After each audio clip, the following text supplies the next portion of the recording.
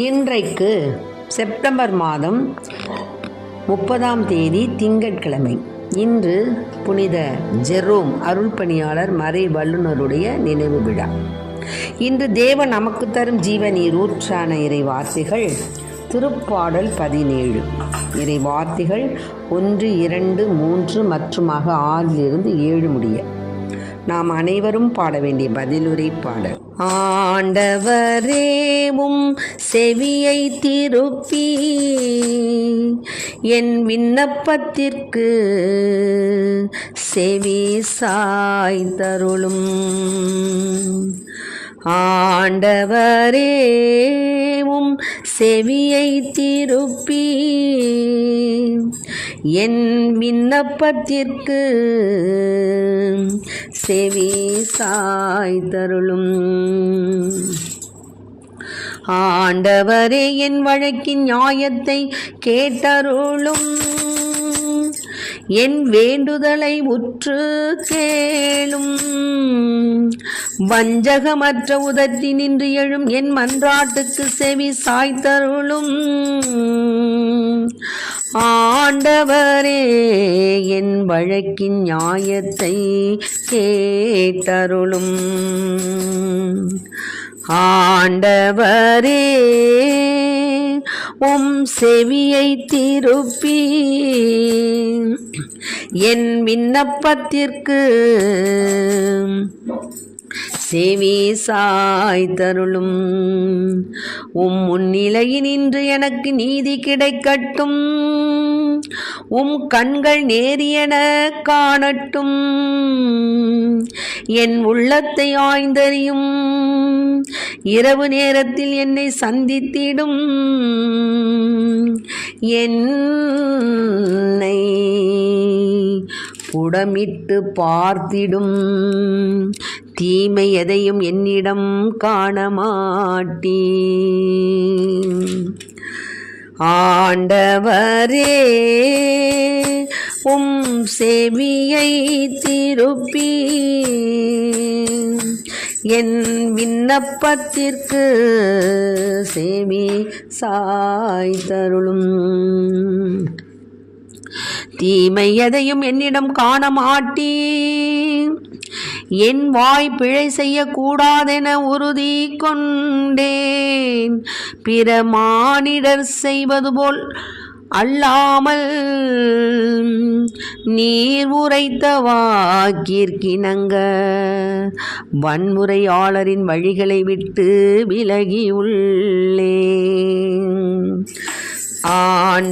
ஆண்டவரேவும் செவியை திருப்பி என் விண்ணப்பத்திற்கு செவி சாய்த்தருளும். இறைவா, நான் உம்மை நோக்கி கூப்பிடுகின்றேன். ஏனெனில் நீர் எனக்கு பதில் அளிப்பீர். என் பக்கமும் செவியை திருப்பி அருளும். என் விண்ணப்பத்திற்கு செவி சாய்த்தருளும். ஆண்டவரேவும் செவியை திருப்பி என் விண்ணப்பத்திற்கு செவி சாய்த்தருளும். உமது வியத்தகு பேரன்பை காண்பித்தருளும். உம்மிடம் அடைக்கலம் புகுவோரை அவர்களுடைய எதிரிகளிடம் இருந்து உமது வலக்கரத்தால் விடுவிப்பவர் நீரே. உமது வியத்தகு பேரன்பை காண்பித்தருளும். என் நடத்தை உம் பாதைகளில் அமைந்துள்ளது. என் காலடிகள் உம் வழியினின்று பிறழவில்லை. ஆண்டவரேவும் செவியை திருப்பி என் விண்ணப்பத்திற்கு செவி சாய்த்தருளும். ஆண்டவரேவும் செவியை திருப்பி என் விண்ணப்பத்திற்கு செவி சாய்த்தருளும்.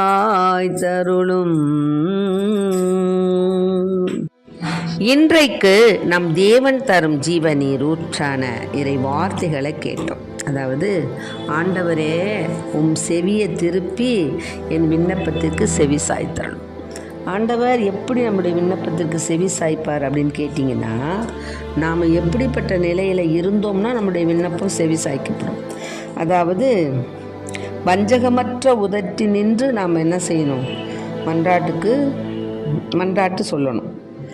அது அப்போது அவருடைய முன்னிலையில் நமக்கு நீதி கிடைக்கும். அவருடைய கண்கள் நேரியென காணட்டும். ஆண்டவர்கிட்ட சொல்லணும், ஆண்டவரே கண்கள் என் மட்டில் நேரியென இருக்கணான்னு பார்க்கட்டும். என் உள்ளத்தை நீங்கள் ஆய்ந்து அறிங்க. இரவு நேரத்தில் என்னை சந்திச்சிடுங்க. என்னை புடமிட்டு பாருங்கள். அப்போ என்னுடைய மன்றாட்டுகளை நீங்கள் எனக்கு கொடுப்பீங்க என்று மன்றாட வேண்டும். அப்புறம், தீமை எதையும் என்னிடம் காண மாட்டேன்.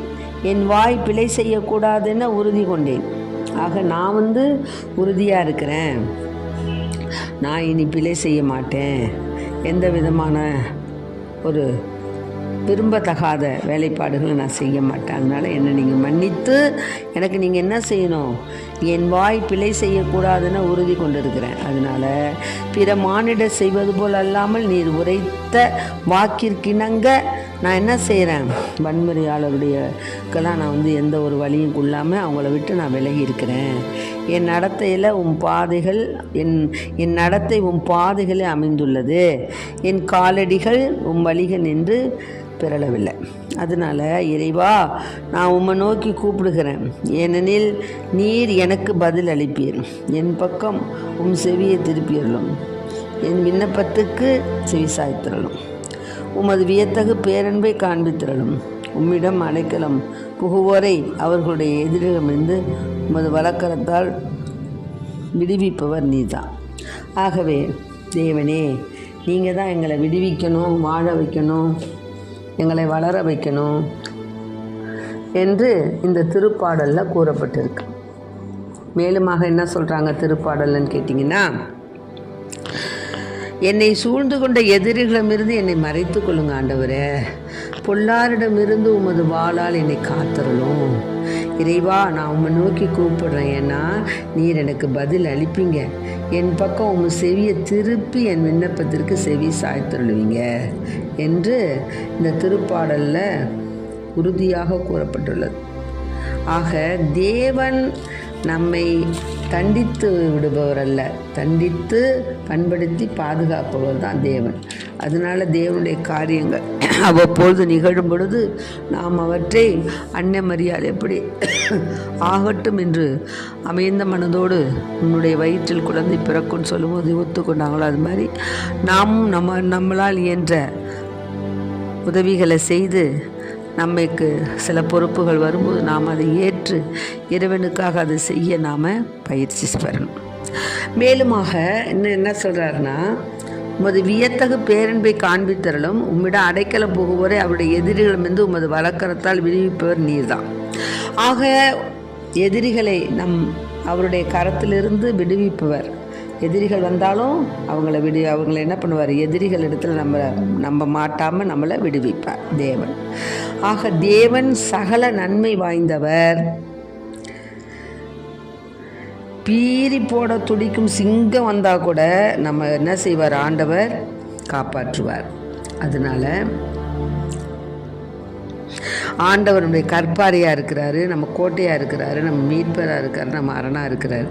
அதனால் நான் புகலிடம் தேடும் மலை அவர் தான். அதனால் என் கேடயம், எனக்கு மீட்பளிக்கும் வல்லமை, என் அரண் அவர் தான். அதில் நாம் கடவுளுக்கு பிரமாணிக்கமுள்ள பிள்ளைகளாக வளரணும். நம்முடைய விண்ணப்பத்துக்கு அப்போ தான் ஆண்டவர் செவி சாய்ப்பார். ஆகவே அன்பு பிள்ளைகளை, காலங்கள் நேரங்கள் மாறிக்கொண்டே இருக்கின்றன. ஆனாலும் தேவன் உலர்ந்த எலும்புகளுக்கு உயிர் மூச்சு கொடுத்து சதை கொடுத்து அந்த எலும்பை உயிருண்டாக்கி வாழச் செய்தது போல, அதாவது எழுந்து நின்று அவர்கள் பதில் உரைத்தார்களாம்.